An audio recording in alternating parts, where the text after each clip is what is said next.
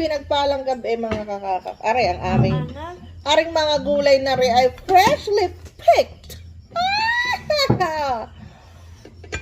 Ano to, yung pangmayaman. Pangmayaman. Thank you, Lord. Bless this food.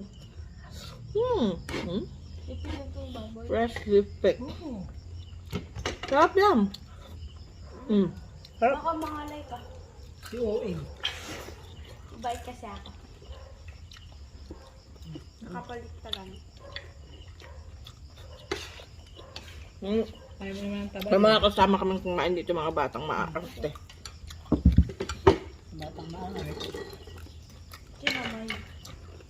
Ay, puto mo. Init. Sobrang water. Itatry kong kumain ng ampalaya. Hindi kasi ako kumakain ng Paet. Na masarap. okay lang. Kuya Nico. Ay, Tita Nikki. Okay naman, pero Hindi ka kumain pala ya? Oh my gosh. Ang pait. pag ampalaya talaga. Kinakain ko ng Lahat ng gulay na to, bagong pitas. Wala pang isang oras na pinitas. At puro libre. Puro libre yan.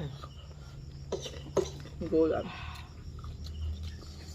Set ang gulong kasi ng motor. Kulang ang chicken skin nyo. Pabibili pa sana tayo. Saan pa dun eh. Kaya naman yata yun. Kaya naman, basta walang angkas.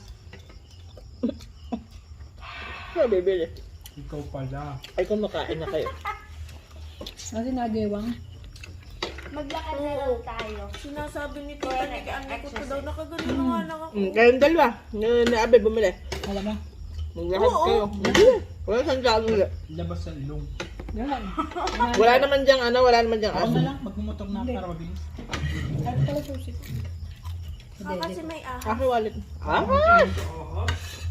Hindi, kasi... Ayaw namin matuklaw. Ayaw namin magka... Kakaabot ka ng aking mga pamangkin. Venomous. Ay, venomous. Sita niyo? Muntik na lumaglag ang ngipin ko. Makayaglag ngipin ko. Okay lang lang. Handa. Naabala na tuloy si Kuya Nico kasi kayong dalawa. Bakit ako? Nakakakuha.